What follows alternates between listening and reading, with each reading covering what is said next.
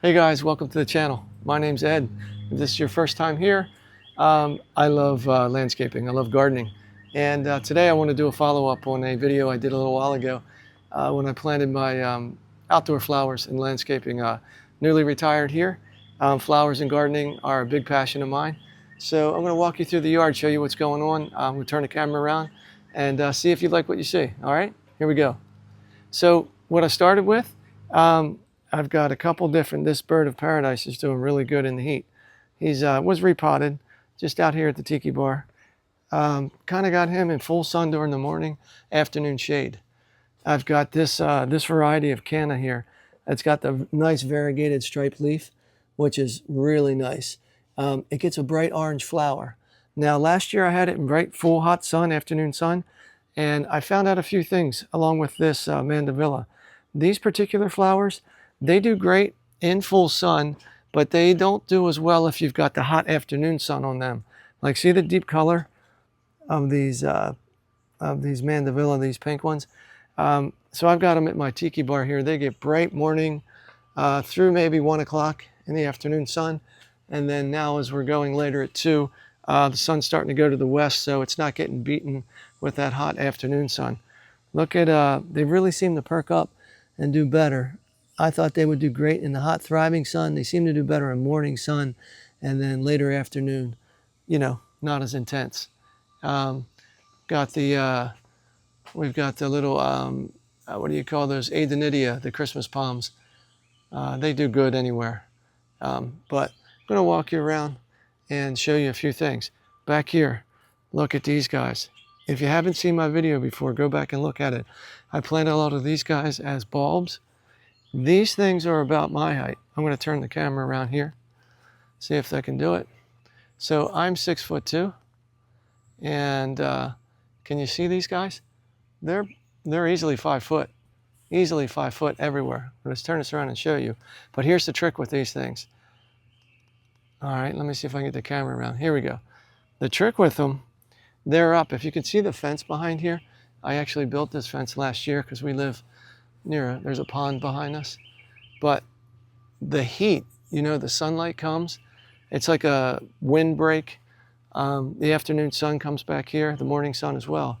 But what happens is these plants, they get the heat basically comes into the area, and it's pretty warm right here where my hand is, and it just helps them really thrive. The foliage on these things is incredible too. If you look at the leaves, you look at the color, it's just awesome. And but anyway, and the interesting thing is I have those same plants down at the beach at our RV place, and they're maybe 1 foot tall. Same exact bulb, started the same time, but the deal is down the beach, they're in a windy area, they're not protected from anything. Here, they've kind of got the windbreak and a lot of heat. I'm going to walk over this way. Hi, Presley. She's chilling out. We've got these cannas. I put these in pots. These are new to me this year. Look at the flower on these guys. Can you see the detail in that? It's like yellow with a little bit of orange or red speckle. These guys are more, you know, I don't want to call them dwarf, but they may max out at 3 foot. But they're nice and lush and green. They love the heat, thrive in the heat. These are in the full sun all day, actually. I've got these Ruella, these Mexican roses, they call them, the purple flowers. These guys, again, thrive in the heat. Keep them moist. They grow very fast if they're in the hot sun, but you got to keep them moist. Walking over here real quick, just wanted to show you a different way to do these cannas. I got them in planters. Can you see that right there? See how they look in the planters? Looks pretty great, right? Again, I've got Japanese beetles right now. They're starting to eat. Look what these beetles do to the leaves. See these beetles? Get off of there. Tears them up. So go ahead and get yourself the, what do they call it, the bag-a-bug? Or these little Catchmaster things. Get them on Amazon or Walmart. Do you good. Walk around the back here one more time. And over here, see these in the garden? These are actually fig trees. These are descendants from Sicily, believe it or not. I had a customer who was, his grandfather came from Sicily, and this was an older gentleman, about 75, and he had gotten plants. So he gave me a few cuttings from his grandfather's plants, and I've had these for a few years. They actually grow figs on them. They need southern exposure, and they do great here.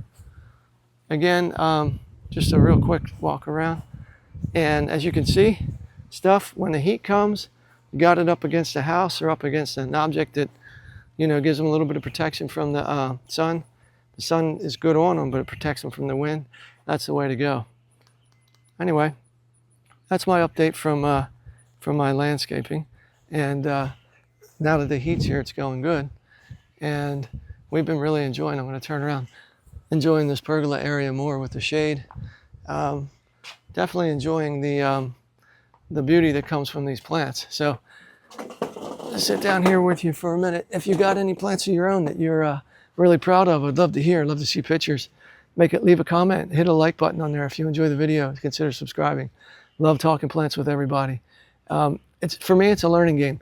Like a lot of these things, like I told people before, you don't have to go and spend a lot of money. With the cannas that are out there, go ahead and dig them up in the fall. Cut the plants off, dig the bulbs up, lay them on the ground, let them dry out in the air. Don't put them away moist.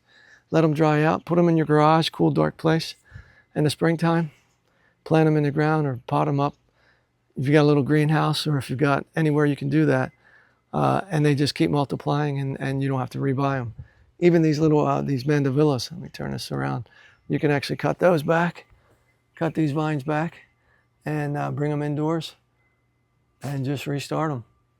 But again, if you don't want to go through all that work and you've got disposable income, these vines were about $10 a vine when I bought them. They're small. And I just put them in the pots with the, the little trellis. Get them some good height. For me, I like the different colors. Like even though this guy, he's in a blue pot, just the striking green, I love the way that looks. And of course you need a tiki sign, don't you? Beachside retirement, gotta have a tiki sign. Anyway guys, hope you enjoyed the video. As always, make a comment, love to hear what you have to say. Thanks for coming by, be safe. I'll see you in the next video. Hope you enjoyed this one. Have a great day.